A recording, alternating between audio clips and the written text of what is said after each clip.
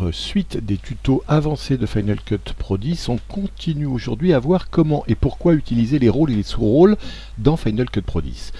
Aujourd'hui, on va faire deux versions d'un même projet, une version française et une version anglaise.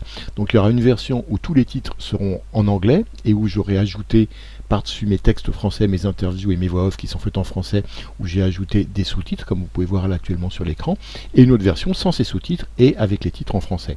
J'ai ouvert la séquence coupe de bois de mon film Cameroun. Vous voyez qu'il y a pas mal de rôles, il y a des titres vidéo et puis il y a un petit bout d'interview à la fin en orange, une voix off ici, des dialogues, c'est les sons synchrones de ma caméra, les ambiances et les effets. J'ai rajouté un petit effet d'arbre qui tombe ici quand l'arbre tombe et puis une musique ici au début dans l'intro. Donc j'ai, vous voyez, pas mal de rôles différents en termes audio déjà.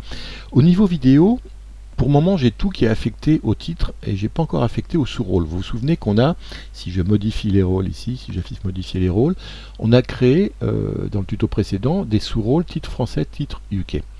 Il se trouve qu'ici, comme j'ai deux versions, vous voyez, pour le moment, j'ai superposé deux titres différents, un anglais et un français. Si j'enlève le français, par exemple, en le désactivant, en faisant V, vous voyez que j'ai le Cameroun en anglais. Si je réactive, je désactive celle du haut, vous voyez que j'ai Cameroun ici en français. Donc je réactive tout ça pour le moment. Pareil ici, j'ai traduit le titre coupe de bois tree cutting. Pour le moment, j'ai les deux superposés. Il va bien falloir à un moment donné que si je choisis de faire une sortie, qu'elle soit en français, soit en anglais. Et puis là, après, j'ai traduit, donc j'ai ajouté des sous-titres pour tout ce qui est la voix off. Dans le sud-est du Cameroun, la société Palisco exploite plusieurs concessions de coupe de bois. Et puis de la même manière, j'ai traduit et rajouté en sous-titre l'interview qui est à la fin. Je suis effectivement chargé des aspects reboisement. Le reboisement. Voilà.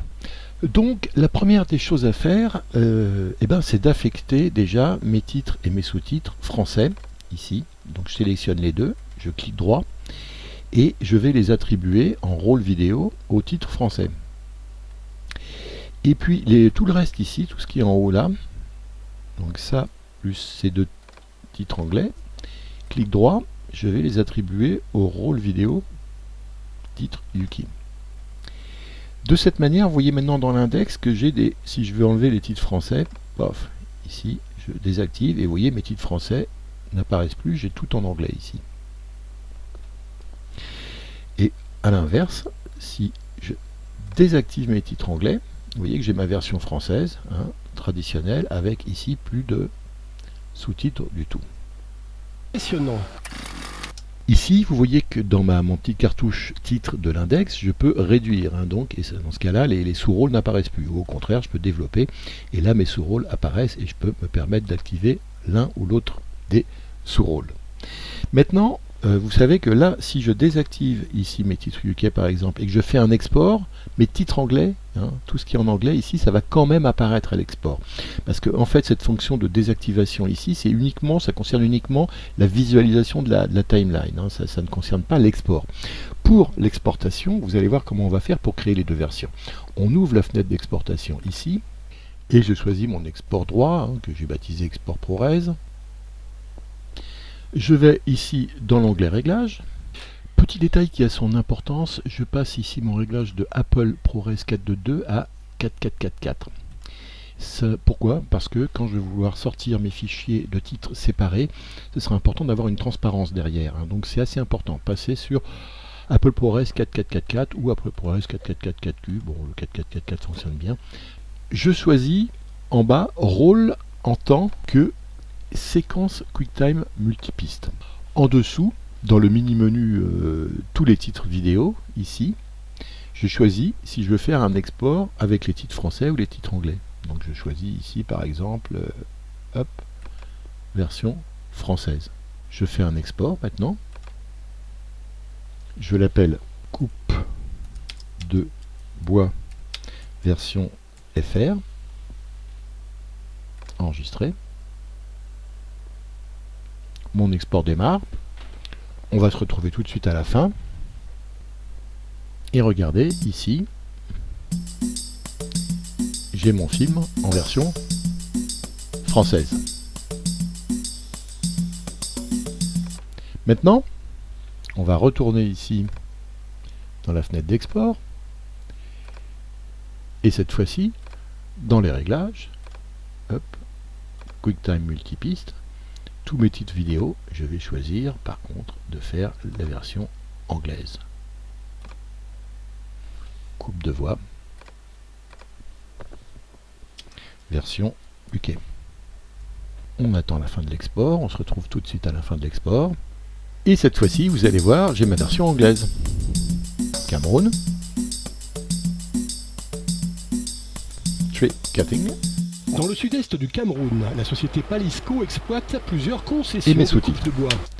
Alors maintenant, ça c'est très bien, mais si je veux graver un DVD avec mes deux versions en option, mon logiciel d'authoring, de gravure de DVD, lui, il va avoir besoin d'une version de ma vidéo sans aucun sous-titre, et puis d'un fichier avec mes sous-titres en français, simplement, et du noir quand il n'y a rien, et d'un autre fichier avec que mes titres en anglais.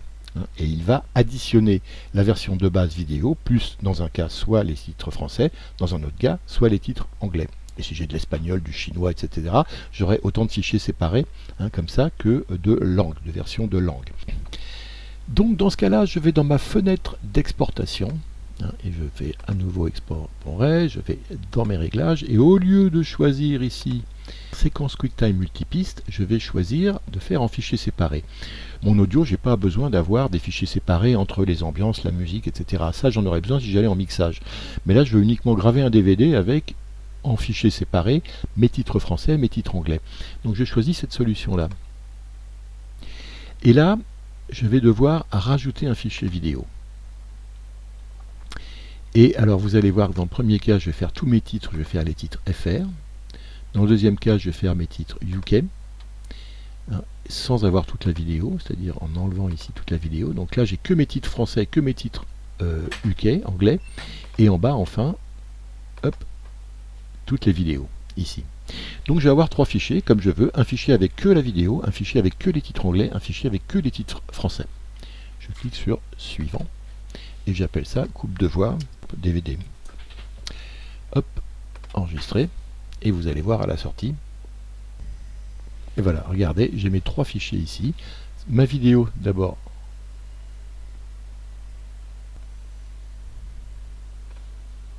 Ensuite, regardez là, un fichier Cameroun Tree Cutting et un fichier français avec que mes titres sur fond noir, coupe de bois. Bon, le seul problème, c'est que je n'ai pas sorti le son du tout, donc il faut que je fasse une sortie complémentaire. Ici, je repars dans mon export, à réglage, et cette fois-ci, je vais choisir de sortir l'audio seulement. Mais l'audio, je vais le garder mixé, j'ai pas besoin d'avoir mes sous-pistes. Donc je fais cette sortie audio, coupe de bois, audio.